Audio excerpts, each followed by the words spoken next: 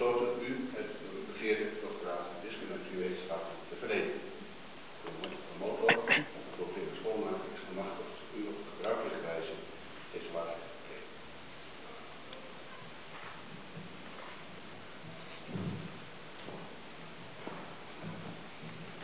Volgaande aanvaard ik de taak mij tot rector magnificus op te dragen. Doch alvorens deze opdracht uitvoeren wil ik enige persoonlijke woorden richten. Allereerst wil ik zeggen dat ik enorm blij ben met het behaalde resultaat dat in een aantal opzichten overdue is, zoals dat in het Engels heet. Nu komt het wel vaker voor dat promovenden denken dat zij de titel al lang verdiend hebben, zoals het ook wel vaker voorkomt dat postdocs vinden dat zij al lang een vaste aanstelling verdienen en universitair docenten soms denken dat het hoogleraarschap hen door oncontroleerbare kwade krachten wordt ontzegd. Maar in jouw geval is die onvrede in ieder geval begrijpelijk. Dat is vanwege de belangrijke rol die jij speelt in de internationale gemeenschap van robotonderzoekers en de Robocop at Home competitie, waarin robots complexe, maar voor ons gewone dagelijkse taken moeten gaan uitvoeren. Die rol bestaat niet alleen uit loze reputatie. Er worden jou meer reizen aangeboden dan goed is voor het milieu.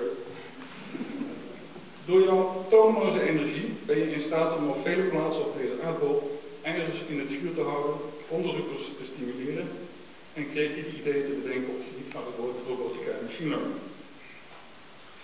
Hier en daar ontstond zelfs de indruk dat je al professor was.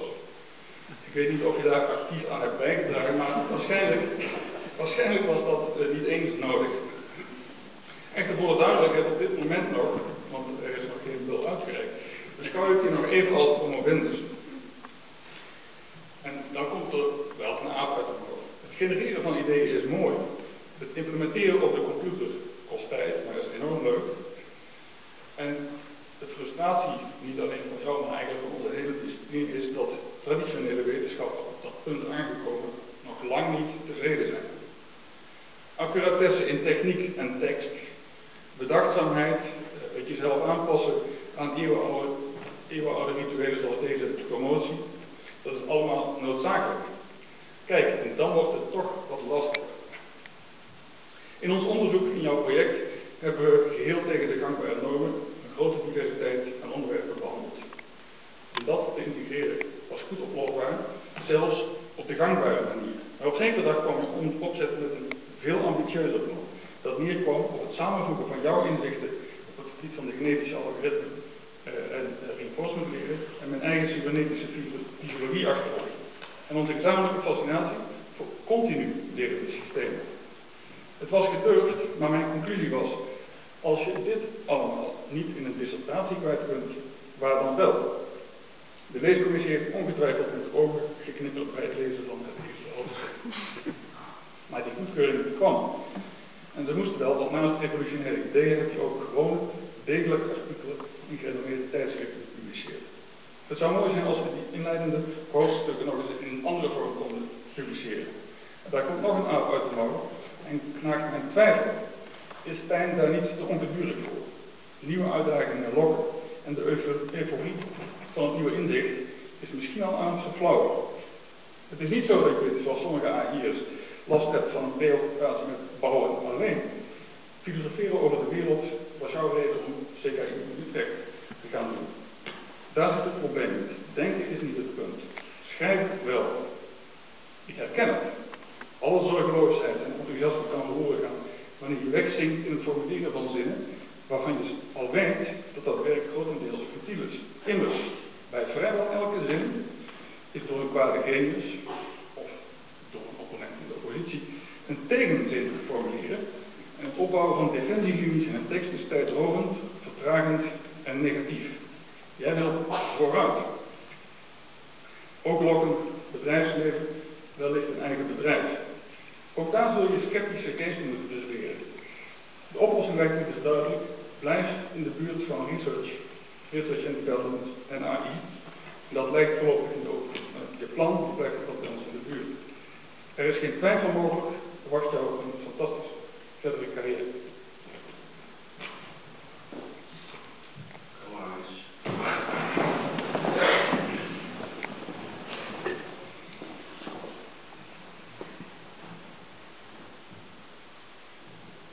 Uit krachtstand van de bevoegdheid ons bij de wet toegekend volgens het besluit van rector en decaan deze universiteit, verklaar ik, Lambert Schoonmaker, u, Tijn van der Zand, te bevorderen tot doctor in de wiskunde en natuurwetenschappen en u alle rechten te verlenen die door wet of gewoonte aan het doctoraat in de wiskunde en natuurwetenschap zijn verbonden. Ik verzoek u weer plaats te nemen. Nadat ik also de mij opgelegde taak heb volbracht, mag ik de eerste zijn die u met deze verloffelijke promotie gelukwenst en als dokter verplicht.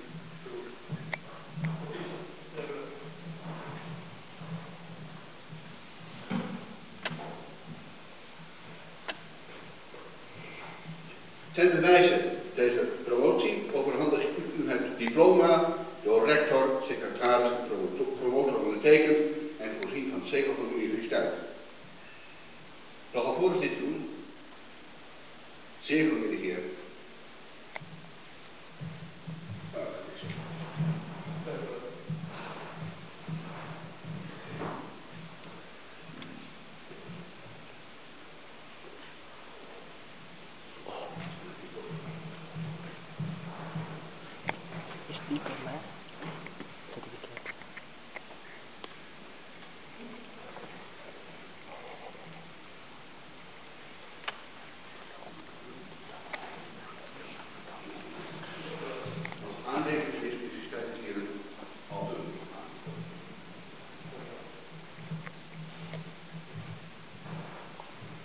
Hiermee